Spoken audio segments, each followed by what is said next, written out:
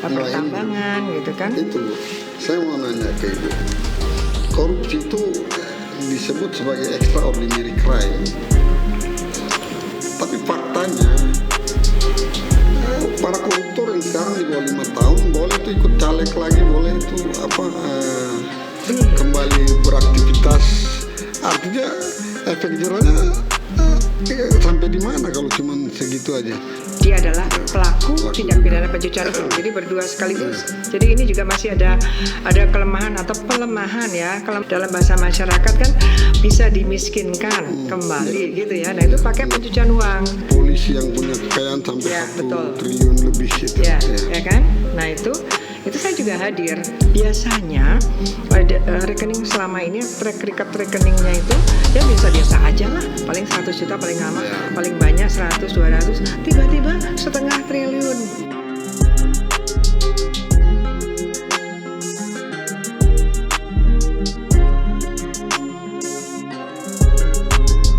Salam satu rasa, salam satu bangsa. Selamat sore Jong Syndicate Lovers.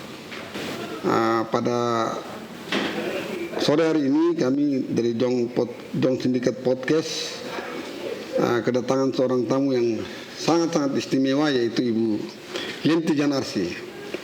Beliau adalah pakar tindak pidana pencucian uang atau money laundry yang di Indonesia sendiri makin kesini makin marak kejahatannya.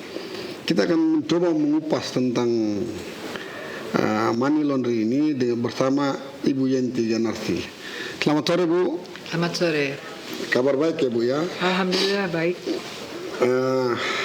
Begini Bu, kita membuat Jong Syndicate ini adalah sebuah podcast yang berusaha menampilkan bahasan kita dengan bahasa yang paling sederhana sehingga kita bisa menjangkau masyarakat luas.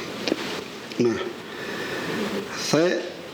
pertama saya ingin tahu, karena saya yakin dari sekian ratus juta penduduk Indonesia ini yang mengerti tentang TPPU itu, saya pikir 10% juga mungkin angka yang susah itu. Jadi mungkin Ibu bisa menjelaskan apa itu tindak pidana pencucian uang dan seberapa bahayanya bagi bangsa ini. Mungkin itu pertama. Tindak pidana pencucian uang ya, atau dikatakan money laundering ya, di dunia yang pertama kali punya undang-undang itu adalah Amerika. Tahun 1986. Konvensinya 1988. Kita punya tahun 2002 undang-undang pertama. Tapi yang penting kan gini, apa sih pencucian uang itu kan ya? Benar. Tindak pidana pencucian uang. Kenapa sih pencucian uang itu dikatakan suatu kejahatan? Ya. Nah, memang pencucian uang itu adalah gini. Jadi kalau siapapun menikmati uang hasil kejahatan itu namanya dia melakukan pencucian uang, gitu. Jadi kan, jadi artinya apa? Misalnya kita beli rumah, ternyata rumah itu dari uang hasil korupsi. Berarti waktu beli rumah itu berarti dia melakukan tindak pidana pencucian uang gitu. Jadi gitu. Jadi dalam pengertian seperti ini kan tergambar di kita ada tindak pidana pencucian uang dikarenakan ada hasil kejahatan, oke kan ya? Jadi ada tindak pidana pencucian uangnya apa? Yaitu beli rumah pakai uang hasil korupsi, dari uang hasil narkotika, dari uang hasil penggelapan misalnya, atau bukan hanya beli rumah, ditransferkan lagi misalnya ke rekeningnya dia pribadi pun kalau berpindah, tapi yang dipindahkan ini adalah hasil kejahatan yang namanya kemudian kejahatan asal, berarti di sini itu kita melakukan pencucian uang, kan gitu ya. Artinya apa? Jadi pencucian uang sendiri sebetulnya bukan kejahatan yang berdiri sendiri, jadi kejahatan ikutan, karena ada kejahatan asal, karena ada korupsi, karena ada perdagangan narkotika, ada judi online. Ya karena ada itu dan menghasilkan uang. Nah, karena menghasilkan uang, biasanya kalau melakukan penipuan dipidana dengan undang-undang penipuan saja. Paling-paling menghasilkan orang dimasukkan penjara. Tapi uang penipuan itu di mana? Dimanapun, kemanapun itu berarti orang itu sudah melakukan pencucian uang. Nah, oleh karenanya kalau ada kejahatan-kejahatan keuangan, kejahatan-kejahatan yang motivasi pelakunya itu untuk mendapatkan keuntungan, mendapatkan Profit, harta kekayaan secara ilegal, itu negara dengan perangkat undang-undang dan APH-nya, aparat penegak hukumnya harus membantu bagaimana orang ini yang punya uang hasil kejahatan dari kejahatan korupsi misalnya itu bisa ditarik lagi, dalam bahasa masyarakat kan bisa dimiskinkan kembali gitu ya. Nah itu pakai pencucian uang. Jadi kalau ada korupsi jangan hanya pakai undang-undang korupsi saja ya kan, banyak kan KPK hanya pakai korupsinya saja dulu, itu juga udah tidak tepat menurut saya. Jadi ketika ada korupsi, ada uang hasil korupsinya mau diusut, mau dituntaskan, maka penegak hukum harus mentersangkakan pakai undang-undang korupsi sekaligus pakai undang-undang tindak pidana pencucian uang, yaitu kita cari korupsinya. Dapat korupsi berapa? Kemana nih? Dibelanjakan, ditransferkan, dihadiahkan, kita kejar lagi ke sana pakai TPPU. Jadi kalau ada tindak pidana korupsi misalnya atau penipuan atau investasi ilegal seperti ini ya, binomo dan sebagainya, dia dapat uang, jangan berhenti di situ. Jadi harus uang ini sekarang di mana? Ke siapa? Kenapa? Karena harus dengan TPPU sehingga penegak hukum bisa menyita dalam proses hukum dan kemudian nanti kalau terbukti kita rampas dan kembalikan kepada yang berhak. Nah yang berhak itu tidak selalu negara. Jangan bikin ribut nanti kan kayak first travel dikembalikan ke negara gitu ya. Saya pikir ini kita harus paham semua. Kan untuk apa? Masyarakat yang kan dipulihkan keadaannya. Jadi dikembalikan kepada yang berhak. Yang berhak adalah yang rugi, yang dirugikan atas kejahatan itu. Jadi pertama kata kuncinya adalah bahwa kalau bicara pencucian uang kita pasti berbicara kejahatan asalnya. Kejahatan asalnya apa? Nah, jadi sebetulnya dalam disertasi saya ya tahun 2003, jadi saya itu doktor pertama di Indonesia untuk TPPU. Ya, luar biasa. Jadi kalau saya dalam disertasi saya menyimpulkan sebetulnya TPPU itu bukan tiba-tiba ada new crime, kejahatan baru saja, tidak. Ya memang kejahatan baru, tapi bukan kejahatan baru saja. Menurut saya adalah kejahatan baru karena ikutan kan, itu yang kemudian ditemukan, dirumuskan, ya dirumuskan lah ya oleh para pelopor-pelopor dulu ya, lama sekali membuat undang-undang ini, membuat konvensi ini ya, bahwa pencucian uang itu penting sekali. Itu apa? Pentingnya adalah untuk mencegah, untuk memberantas semua kejahatan ekonomi ya, supaya dengan cara jangan berhenti di kejahatan asalnya, pakai pasal kejahatan asalnya, tapi ketika siapapun menikmati hasil kejahatan itu juga perbuatan jahat. Itu yang namanya pencucian uang. Jadi yang kita kriminalisasi yang baru itu adalah barang siapa menikmati hasil kejahatan. Jadi bahasa aslinya itu whoever enjoy his fruit of crime, which mean dia adalah pelaku tindak pidana pencucian uang. Jadi berdua sekaligus. Jadi ini juga masih ada kelemahan atau pelemahan ya. Kelemahan tuh dulu menurut saya, tapi kalau awalnya agak bagus ya, belakangan ini melemah gitu. Jadi pelemahan menurut saya ya, pelemahan ya, mudah-mudahan nggak disengaja gitu ya. Kalau ada pelemahan itu kadang pemahaman bahwa ketika ada kejahatan asal dan ada bukti-bukti kan, ketika korupsi kan kita di dalam undang-undang korupsi dikatakan bahwa tersangka korupsi itu, tersangka tindak pidana korupsi itu diperiksa harta kekayaan dirinya dan keluarganya kan gitu. Artinya di situ sudah memeriksa ini hartanya apa saja. Berarti kalau dia korupsi, dia disangkakan korupsi itu dengan sendirinya dia udah penyidik udah tahu alirannya kemana. Maka sekaligus penyidik itu mentersangkakan bersama-sama. Ini berdasarkan pasal 75. Harus bersama-sama, yang banyak itu dipisahkan. Yang nggak ada gunanya. Karena ini dipisahkan apalagi harus inkrah itu nggak tepat. Karena apa gunanya itu adalah sebetulnya undang-undang pencucian uang itu gunanya menurut saya ya dalam disertasi saya berarti satu strategi untuk menguatkan pemberantasan kejahatan asalnya gitu. Jadi bukan untuk TPPU-nya sendiri. TPPU itu adalah tindak pidana yang baru tetapi alat sebetulnya, strategi untuk bagaimana sih menjerakan ini, bagaimana sih memberantas perbuatan korupsi ini selain dengan undang-undang korupsinya tapi dengan TPPU-nya. Dijerakan kenapa? Karena TPPU itu adalah follow the money.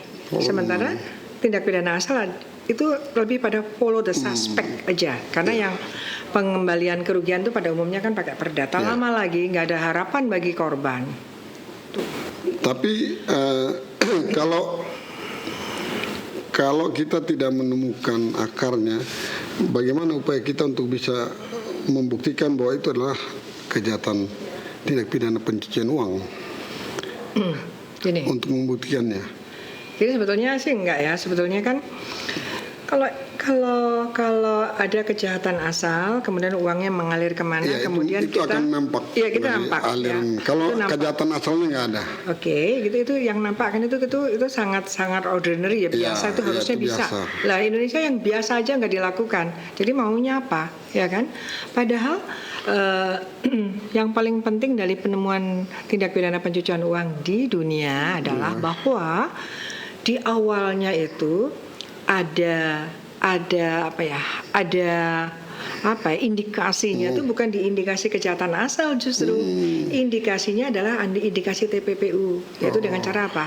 Kok tiba-tiba orang ini tiba-tiba transfernya besar sekali, tiba-tiba rekeningnya gendut sekali, kita nggak tahu dia melakukan apa. Nah, berangkat dari ini kok ada indikasi orang ini nggak punya pekerjaan, jelas tiba-tiba rekeningnya besar sekali. Oleh karenanya sebagai ujung tombak tuh bank, lembaga keuangan dan PPATK sebetulnya. PPATK, ya, Ketika dia melihat kok baunya pada rekening mencurigakan ya, ada gestur yang tidak sesuai dengan uangnya ya, uangnya itu tidak sesuai dengan profilnya, ini kan ada mencurigakan. Nah itu berarti dalam penyelidikan dan penyidikan asal itu sebenarnya bisa pakai TPPU saja dulu.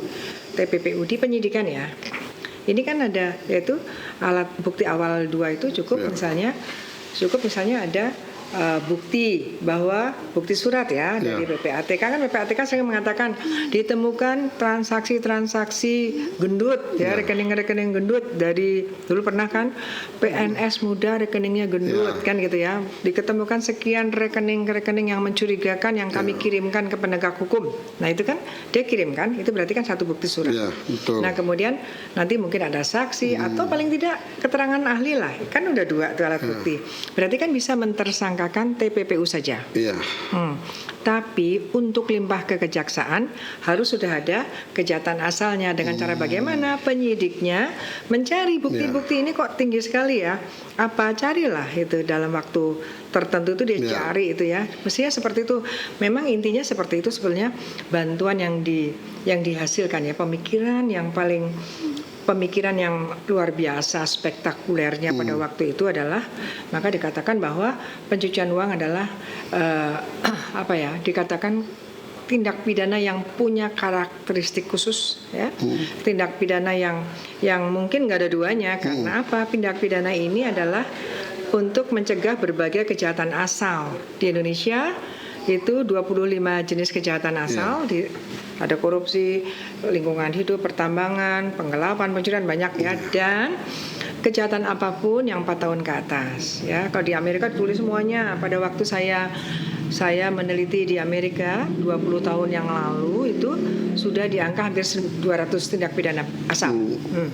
Kalau di negara-negara Uni Eropa dikatakan kalau ada uang hasil kejahatan dari kejahatan apapun ya, from all crimes, economic crimes, dikatakan pokoknya semua kalau asal itu kejahatan ekonomi, hasilnya kemanapun itu adalah TPPU. Itu tergantung kita mau pakai model apa. Kita model yang seperti itu, yang dikatakan 25 dan semua kejahatan ekonomi yang ancaman pidananya 4 tahun dan lebih. Itu kita di situ posisinya, saya juga nggak tahu juga berapa ya itu kan. Kalau Amerika memang teliti ya, jadi mereka sudah punya mungkin sekarang 210-an ya, karena ada lagi kan kejahatan-kejahatan itu ya, itu memang tugasnya akademisi dan researchers itu harus menemukan itu ya, berapa tindak pidananya, sehingga itulah temuan itu adalah kita bisa jadi kita tidak menemukan gejala atau indikasi kejahatan asalnya.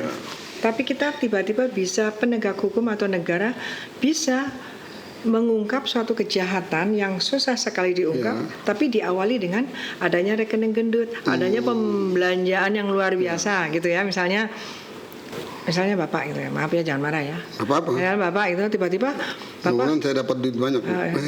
ya Bapak ya misalnya Bapak ya, tiba-tiba ada Bapak beli hotel bintang 5 sekaligus dalam 1 bulan di beberapa kota. Oh, yang bener aja gitu ya, biasanya enggak juga ya. Misalnya gitu, maaf ya contoh ya. Ini siapa sih? Biasanya rekening selama ini track record rekeningnya itu ya biasa-biasa aja lah, paling 100 juta paling lama, paling banyak 100 200, tiba-tiba 0,5 triliun gitu ya. Nah itu harusnya bank itu curiga dan kirim ke PPATK, dan itu kirim ke penegak hukum, dan penegak hukum kemudian nah dalam posisi inilah yang ditanyakan tadi, bahwa bisa jadi ada pengungkapan kejahatan korupsi atau kejahatan illegal logging misalnya yang diketahui dari indikasi adanya TPPU dulu. Nah gitu. Nah kemudian ada lagi kalau dalam sampai pengadilan nanti kemudian yang bersangkutan tidak, ini bukan dari illegal logging misalnya, bukan dari perdagangan illicit drug trafficking, perdagangan ilegal narkotika, misalnya bukan, dia bilang oke, silahkan hakim nanti mewajibkan terdakwanya silahkan dibuktikan. Itu dari mana? Kalau menurut JPU ini dari narkotika. Jadi menurut Anda dari mana? Dia harus membuktikan bahwa itu adalah dari hasil yang sah dan bukan dari narkotika ini gitu. Itu jadi keunggulannya. Apa kesulitan yang pernah Ibu hadapi untuk mengusut TPPU ini? Saya hampir semua ya, termasuk kasus pertama TPPU di Indonesia tahun 2004 atau 2005 ya, Adriano Woluntu dan siapa itu ya, BNI ya, pembobolan BNI 46 1,3 triliun loh di tahun 2005 ya. Saya adalah ahli yang dihadirkan pertama kali dan kasus besar pertama, dan semua kasus-kasus besar sampai pun yang di Papua pun saya juga hadir di pengadilannya, yang Laborasi Torus Laborasi Torus. Saya juga hadir di pengadilannya. Jadi saya polisi yang punya kekayaan sampai 1 triliun lebih itu. Ya kan? Nah itu saya juga hadir. Saya mulai di BAP saya hadir. Hampir semua gitu ya. Dan juga beberapa kasus-kasus besar narkotika yang ditangani BNN, sampai waktu itu kita kejar narkotikanya yang sudah berupa hotel di luar negeri ya. Saya bantu sedikit lah dengan ilmu saya sedikit, membantu akhirnya ada beberapa yang hasil kejahatannya itu bisa kemudian dikembalikan ke Indonesia lah ya, karena itu kan dari narkotika. Jadi ke negara, walaupun negaranya saya berharap kalau dari narkotika negara itu jangan negara ke Kementerian Keuangan saya ya. Karena uang hasil narkotika itu adalah bukan uang negara, uang korban kan. Kalaupun ke negara harusnya dialokasikan untuk rehabilitasi misalnya, untuk usaha upaya-upaya bagaimana menguatkan penegak hukum narkotika. Jangan salah ya, penegak hukum narkotika itu menurut saya itu ancamannya lebih tinggi daripada korupsi, karena mereka bersabung nyawa itu. Nah, dan kenapa saya katakan ini? Karena Money Laundering Act atau Money Laundering Regime, International Anti Money Laundering, Anti Money Laundering Legal Regime Internasional, itu awalnya tahun 1986 itu memang hanya untuk hasil dari narkotika saja. Tahun 86 itu Amerika sudah punya duluan, 88 konvensinya. Konvensi itu hanya untuk hasil narkotika saja, untuk illicit drug trafficking only ya, hanya itu saja. Tetapi berhasil kemudian 1990, itu tadi yang saya sampaikan, untuk semua hasil kejahatan dari tindak pidana asal apapun. Kalau Eropa kita banyak, Amerika juga banyak. Nah itu artinya berhasil gitu ya. Nah jadi untuk narkotika itu terutama ya, saya berharap kalaupun mengembalikan, jadi kalau bicara pemberantasan kejahatan ekonomi menggunakan TPPU ya harus komprehensif, sampai dengan bagaimana penyidikannya, kemudian menuntutnya harus sekaligus, karena kalau tidak percuma gitu kan, percuma karena kalau dia sudah ini, sementara kita kan ngejar hasil kejahatannya. Nah kalau nggak cepat-cepat penegak hukum, orang yang mempunyai harta kekayaan ini, pelaku yang punya harta kekayaan ini keburu menyembunyikan ya, kemana-mana, berarti kan nggak berhasil, ya kan itu. Jadi itu juga penting. Nah, terus nanti kalau sudah terbukti, dikembalikannya juga harus tepat. Ini beberapa belakangan ini kan agak prihatin juga ya, bahwa kok ya putusan pengadilan harus hormati bahwa itu putusan dari PN. Tapi bahwa substansinya tergantung kalau substansinya bagus, eksaminasinya bagus, ya kita hormati, itu adalah putusan yang bagus gitu. Kalau itu putusan tidak bagus dan kemudian kita bisa melakukan upaya hukum, ya kita lawan. Masa kita masih mengatakan itu bagus? Enggak juga, ya kan. Nah, belakangan ini ternyata kan beberapa putusan pengadilan ya agak prihatin ya untuk TPPU kok saya minta maaf kalau katakan bahwa kok nggak mendalami gitu ya. Artinya bukan kepada negara, kepada yang berhak sesuai dengan KUHAP itu loh, kepada yang berhak. Kalau yang berhak negara, ya kepada negara. Kalau yang ini misalnya investasi ilegal, ya kepada korban. Nah, tadi kan kita bicara narkotika, itu harusnya difikirkan kembali, apa betul sih kepada negara gitu. Negara itu negara yang mana gitu. Negaranya itu yang mana? Negara itu yang mana sih? Ini kita juga ya, saya ingin nyampaikan, apalagi TPPU, apalagi kalau itu ke luar negeri, uang hasil kejahatannya di luar negeri kan banyak.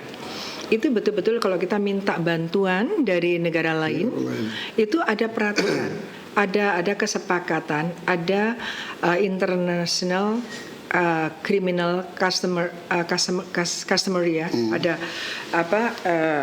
ada kebiasaan internasional berkaitan dengan tindak pidana uang hasil tindak pidana atau TPPU, yaitu termasuk korupsi, yaitu bahwa putusan pengadilan itu tidak boleh hanya kembalikan ke negara, tetapi harus ke negara tuh CQ mana, kementerian mana. Ya, itu saya sangat sepakat dan saya dorong, karena gini, jangan sampai ke negara malah hilangnya di negara ya, nggak jelas di mana ya kan. Nah, ini kita kan kesulitan nih, begitu first travel dikembalikan ke negara, dan kemudian 5 tahun kemudian ada PK ternyata salah itu. Nah, sekarang bingung negaranya, uang tuh di mana? Karena dulu nggak jelas kemana. Nah, kalau kita mau tertib administrasi keuangan negara dan kita punya dan masuk rejim anti pencucian uang, ya harus diikuti itu, karena kalau ada kesalahan ini kita jelas kembalikan tuh kemana, negara-negara mana, korupsinya itu korupsi apa. Kalau korupsinya PUPR, ya CQ-nya ke PUPR, jangan semuanya ke uang negara. Undang-undang keuangan negara dan perbendaharaan negara, menurut saya sih itu juga harus kita rapihkan lagi ya, harus. Saya setuju itu. Jadi kalau untuk masyarakat, pesannya adalah pencucian uang itu bahasanya yang gampang itu mengharamkan kita menggunakan uang hasil kejahatan. Siapapun nggak boleh menggunakan uang hasil kejahatan. Terus pertanyaannya, kalau nggak tahu bagaimana? Itu dia tuh. Gitu kan? Jadi semua agama saya kira yang boleh, harta kekayaan yang boleh kita nikmati, kita terima itu hanya uangnya jelas-jelas halal, yang sah, ya. Yang tidak boleh adalah yang haram. Tapi ada satu lagi nih yang meragukan. Nah, inilah yang meragukan ini kita harus melakukan. Kalau di fatwa MUI waktu itu saya hadir juga di acara Majelis Ulama se-Asia Pasifik, khusus bicara tentang lembaga Islam yang menerima uang hasil kejahatan. Waktu itu saya diundang pertemuan internasional Asia Pasifik. Mereka yaitu namanya tabayun, klarifikasi. Jadi kalau kita mendapat, tiba-tiba Bapak ngasih saya, Bu Yenti, ini hadiah dari saya, kunci mobil. Saya terima kasih. Bener nih. Ya kan, terima kasih kan nggak wajar. Emang hubungannya apa saya dapat mobil? Jangan alhamdulillah di depan, astagfirullah di belakang. Nah, gitu ya. Artinya apa? Orang bisa saja tidak tahu, tapi di undang-undang dikatakan siapapun yang menikmati mendapat harta kekayaan atau mengalirkan harta kekayaan yang tahu bahwa ini adalah hasil kejahatan atau patut menduga. Jadi kalau kita patut menduga, yang kita terima ini aneh, tidak wajar, jangan diterima. Tolak aja ya Bu ya. Tolak, karena apa?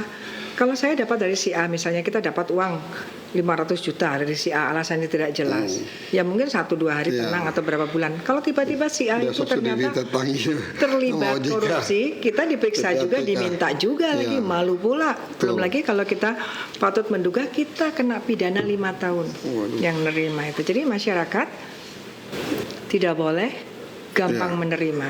Siapa tahu itu yang diterima hasil kejahatan dan kita oleh penegak hukum dan kemudian oleh hakim kita dinyatakan bahwa sebetulnya dengan penerimaan itu dia tuh harus curiga, tapi kita tetap tahu. nekat nerima, Iya. kita kena 5 tahun.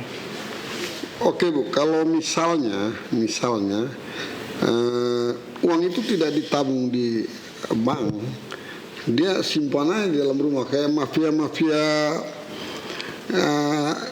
narkotik itu kan kadang mereka buat penampungan duit tuh di rumah. Itu kan berarti kan harus dilacak ketika narkobanya ditangkap lalu di obrak-abrik rumahnya, baru siapa tahu di balik tembok ada ditanam duit semua tuh.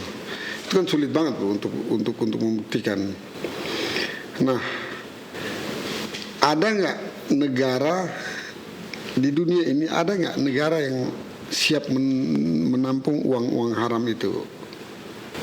Adalah Indonesia dulu, pada waktu Indonesia tahun 2002 ya, kita punya undang-undang itu sebetulnya tahun 1997 Indonesia sudah diklaim masuk ke blacklist internasional yaitu sebagai negara menampung uang Pencucian uang ini. pencucian uang, dan kemudian international community memberikan satu blacklist, ancaman lah, embargo ekonomi pada waktu itu. Kalau Indonesia sampai tidak bikin undang-undangnya, maka karena kita udah bikin konvensi tahun 97 itu sudah oke gitu kan, undang-undang hukum internasional kan siapa yang berjanji harus sebagai negara kita harus patuh ya kan. Nah di situ pada waktu itu kalau sampai Indonesia untuk waktu bersama 21 negara pada waktu itu kalau belum mempunyai undang-undang pencucian uang, maka Indonesia tidak boleh melakukan perdagangan dengan negara lain, tidak boleh mendirikan cabang bank Indonesia di luar negeri. Nggak mungkin kan kita, akhirnya tidak mau. Makanya sejak awal saya bilang dalam disertasi saya, memang sejak awal Indonesia itu setengah hati. Artinya apa? Kita sampai masih sekarang juga saya pikir masih setengah hati. gitu ya. Jadi kita tuh masih oke lah, ada uang hasil kejahatan ya, asal nggak ketahuan oke aja, nggak boleh ya. Terus gini. Waktu itu international regime internasional anti pencucian uang itu merasa kalau tidak semua negara atau ada beberapa negara yang bisa menampung, itu upaya internasional juga gagal juga.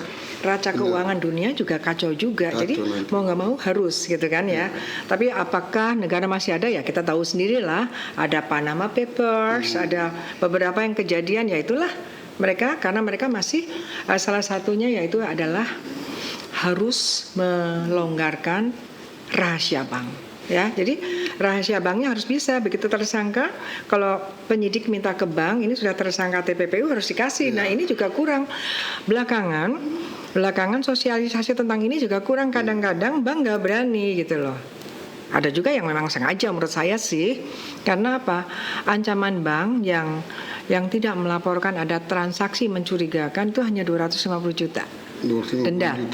Kalau yang disimpan 100 triliun nggak ada apa-apanya kan, nggak apa-apa lah nanti denda. Nah itu ada satu kasus Bu, saya masih ingat tuh, kasus 1,3 triliun, pelakunya namanya Edi Tansil. Itu Ibu pernah ingat nggak itu? Ya itu pembalakan liar ya. Ya.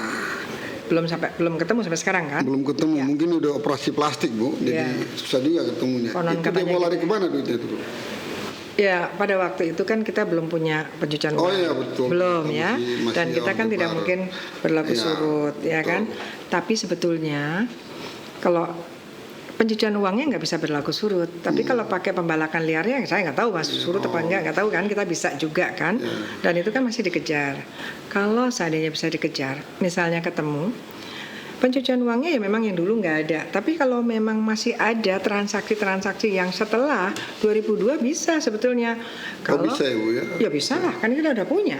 Kan transaksinya nggak berhenti itu kan. Oh, iya. Harusnya bisa gitu ya. Makanya profesionalitas dari para APH itu emang harus diupdate terus dan harus mau gitu. Emang agak susah, tapi hasilnya kan optimal. Ya. Dan yang paling penting adalah menjerakan untuk orang-orang itu tidak melakukan korupsi, terutama kejahatan-kejahatan yang merugikan negara, korupsi, illegal logging, pertambangan gitu kan. Itu Bu, saya mau nanya ke Ibu. Korupsi itu disebut sebagai extraordinary crime. Tapi faktanya para koruptor yang sekarang di bawah 5 tahun boleh tuh ikut caleg lagi, boleh itu kembali beraktivitas. Artinya efek jerahnya sampai di mana kalau cuma segitu aja. Sehingga kalau kita mau berbicara bahwa memberantas korupsi, mau sampai kapan juga nggak akan beres korupsi, itu akan ada terus. Ya, itu politik hukum. Jadi kalau saya beberapa kali saya mengatakan politik hukum kita, policy-nya, politik negara kitanya sendiri mendua. Di satu sisi dari hukum pidana setengah mati nih, ini nggak boleh, ini akan berat, ini kita lacak kemana-mana, kerjasama internasional, harus begini, perbaiki ini itu nggak gampang kan, sekaligus ya. Tapi di sisi lain di bidang hukum berpolitik kan ya, hukum berkaitan dengan ketatanegaraan, dia memberikan peluang, ya kan? Harusnya kalau memang kita konsisten gitu ya, ya sudah, udah pernah kena ya udah selamanya nggak ada, tapi mereka ribut, ini HAM gitu ya. Memangnya melakukan korupsi bukan melanggar HAM. Itu dia. Nah, selalu kan? Dibenturkan dengan HAM. Nanti kan jadi setengah hati cara penanganan, jadi nggak maksimal hukumannya. Ini itu kan berbicara tentang berpolitik ya kan, partai politik kan artinya kan, yang bikin undang-undang orang partai politik juga kan. Nah itu saya beberapa kali diundang di PD maupun ke DPR berkaitan dengan pendanaan sumbangan untuk pendanaan kampanye dalam rangka pemilu-pemilu, beberapa pemilu. Itu hanya jumlahnya saja yang dibatasi 1 triliun, kebanyakan kejahatan besar ya. 1 miliar untuk perorangan, 7 miliar untuk korporasi. Kita teriak-teriak waktu itu saya juga ikut pertemuan internasional untuk parlemen-parlemen sedunia. Mendingannya $20 dan 1 miliar ya Bu ya. Betul. Berarti jauh lebih besar banget Indonesia. Ya kan $20 kalau sekarang ya cuma 300.000 rupiah. Terus kita teriak-teriak, saya nyampaikan. Tapi apa yang terjadi? Begitu undang-undangnya direvisi, malah tambah naik jadi 12 miliar. Nah, terus gimana dong, ya kan? Nah, aja. Dan yang paling penting adalah sebetulnya jangan gitu, jangan jumlahnya, tetapi juga harus diklarifikasi asal-usulnya. Nah, jadi ini kita mau pilpres, kalau hanya jumlah, udahlah, itu peluang untuk para pelaku-pelaku atau penjahat-penjahat itu ikut nyumbang. Ya kan, karena jumlah. Kalau masalah 7 miliar gampang itu kok, banyak kejadian kan atas nama ini kan gampang. Nah, bahayanya apa? Kalau nanti habis pemilu, ternyata pemenang pemilu itu dananya kebanyakan dari para penjahat-penjahat, para koruptor atau mafia-mafia lah. Ya udah, negara ini tetap kacau. Ya tetap mengikuti jasa. Keinginannya para pelaku tindak pidana keuangan. Artinya apa? Berarti kan TPPU-nya juga termasuk nggak berhasil. Dan dia akan menyangkut pada pembuatan regulasi jadinya kan. Kesana arahnya jadi, pastinya. Kita tersandra karena ya sudah dibantu kan, mau balas jasa gitu kan, itu yang terjadi. Tersandra oleh yang menyumbang aja bukan hasil kejahatan aja tidak boleh, ya kan? Apalagi kalau tersandra oleh penyumbang, yang penyumbangnya itu dari hasil kejahatan, berarti penyumbang itu kan pelaku TPPU, ya kan? Penjahat TPPU. Iya, berarti waktu nyumbang itu dia dari pemilu itu untuk sarana pencucian uang. Ya. Saya mau nanya itu tuh, pemilu itu kan dia melibatkan biaya yang sangat besar. Nah, ada peluang pencucian uang nggak di arena pemilu itu? Ada nggak indikasi ke arah situ? Ya sekarang gini aja, rate of crimes ya, hasil rate of crime dulu, kejahatan korupsi di Indonesia berapa, yang ditangani berapa. Kemarin ya kalau nggak salah kan eh, sekian triliun lah yang dikorup ya, yang kembali berapa ratus miliar kan itu ya dari KPK. Kemudian dari yang menurut rilis PPATK ya, terus kemudian yang dari kejaksaan itu katanya dan dikembalikan 3 triliun atau gimana gitu ya. Saya nggak tahu juga ya, tapi 3 triliun dari mana? yang hasil kejahatan yang bisa diselamatkan dari diselamatkan PPPU-nya gitu ya. Kejaksaan TPPU-nya, katanya, tapi kejaksaan. saya nggak tahu juga. Bukan KPK ya Bu ya? Gini, kemarin tuh rilisnya bahwa tahun ini kan baru Januari nih, tahun ini menurut KPK, data KPK ada kok itu di media bahwa kita bisa yang melalui yang diketahui KPK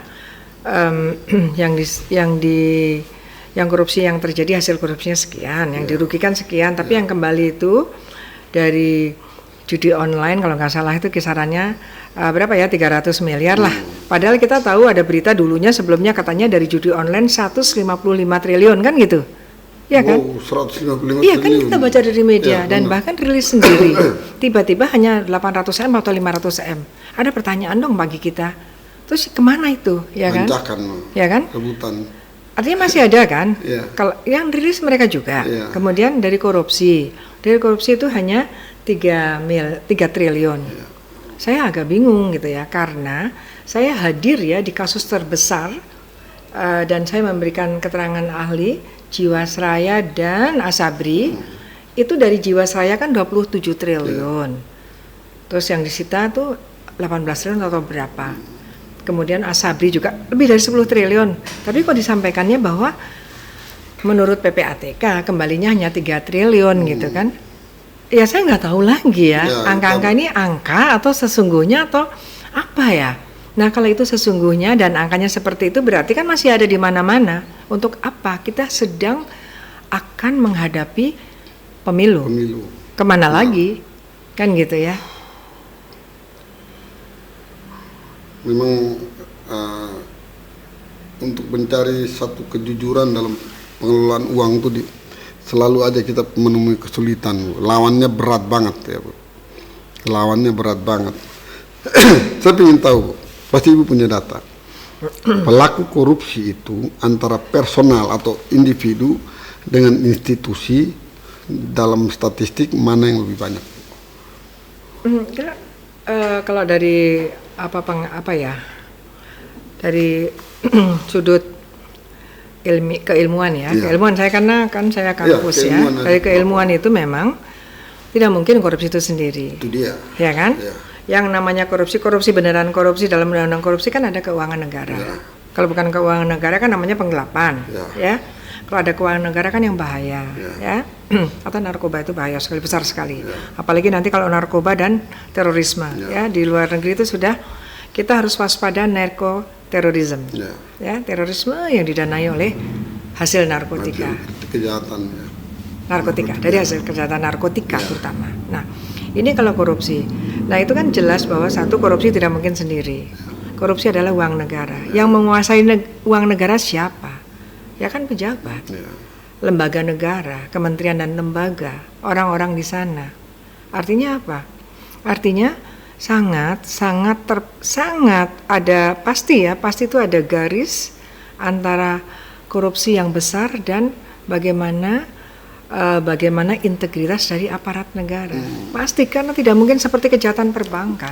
Dari pasal 46 sampai dengan pasal 51 Undang-Undang Perbankan, itu hanya pasal 46 saja yang tidak melibatkan orang bank. Yang koperasi misalnya, menghimpun dana masyarakat tanpa izin Bank Indonesia atau OJK, itu hanya itu. 47 sampai dengan 51, apalagi 49 itu semuanya yang namanya pembobolan bank, baik bank swasta maupun bank negara, selalu melibatkan orang bank. Maka ditulis di sana direksi, bahkan pihak-pihak terafiliasi, dibilang begitu. Jadi nggak mungkin kan kita tidak membersihkan aparat negaranya, gitu kan. Pada umumnya kan korupsi itu kan tender, gitu kan. Tender dengan siapa? Ya eksekutif, legislatif main dengan swasta yang akan bangun, karena memang anggaran itu kan untuk membangun semua adalah anggaran alokasinya pembangunan, apakah pembangunan infrastruktur ataukah sarana-sarana, dan di sana ada yang melaksanakan. Dan disitulah para letaknya kontraktor itu. para kontraktor lah atau apapun itu ya, mau kerjasama dan sebagainya. Dan itu semua melalui ini. Atau orang lain yang mengaku-ngaku saya bisa menemukan Anda dengan DPR atau Anda dengan nanti Pemdanya. Kan rata-rata seperti itu, broker. Bisa broker. Tadi kan tanyakan gitu. Tapi walaupun ada broker banyak, kalau legislatif, eksekutifnya yang namanya penyelenggara negara, namanya pejabat publiknya itu kuat, ya nggak terjadi. Nah itu. Jadi saya kalau ditanya gimana, tapi saya nggak mau pesimis, saya maunya tetap optimis. Ya kita harus itu ya. Oh, apa-apa. Walaupun mereka ke depan kan untuk kemajuan bangsa. Kalau kita mengatakan berat bukan berarti kita hand ups kan, kita tetap akan hadapi. Berjuang, Bu. Nah, tadi Ibu bilang nggak berdiri sendiri kan koruptor itu. Ibu, saya ingin tahu dari semua institusi, taruhlah di situ ada DPR, ada kejaksaan, ada kehakiman, ada kementerian yang sebagainya lah dan sebagainya lah. Ada nggak data Ibu bagaimana tingkat korupsi yang dilakukan oleh? Ya kalau data kan selalu dirilis ya berbeda-beda kan ya, berbeda-beda. Jadi ya saya nggak punya data terakhir, tapi kan pengalaman Ibu lah yang ya kita kan pernah dari penegak hukum paling tinggi, kemudian pernah juga dari kementerian apa ya, hampir semua kementerian kan ya pastilah ya. Teman saya ingin tahu yang paling sering melakukan korupsi. Yang paling sering saya nggak tahu, tapi kan korupsi itu kan in between tadi kan, legislatif dan ini yang kita tahu sendiri, politisi ya, kepala daerah ya, banyak kan. Betul. Itu saya mau nanya ke Ibu, korupsi itu disebut sebagai extraordinary crime, tapi faktanya para koruptor yang sekarang di bawah 5 tahun boleh itu ikut caleg lagi, boleh itu kembali beraktivitas. Artinya efek jerahnya sampai di mana kalau cuma segitu aja? Dia adalah pelaku tindak pidana pencucian uang. Jadi berdua sekaligus. Jadi ini juga masih ada kelemahan atau pelemahan ya. Kalau dalam bahasa masyarakat kan bisa dimiskinkan kembali gitu ya. Nah itu pakai pencucian uang. Polisi yang punya kekayaan sampai 1 triliun lebih itu. Ya kan? Nah itu saya juga hadir. Biasanya rekening selama ini track record rekeningnya itu ya biasa-biasa aja lah, paling 100 juta paling lama, paling banyak 100, 200, tiba-tiba 0,5 triliun.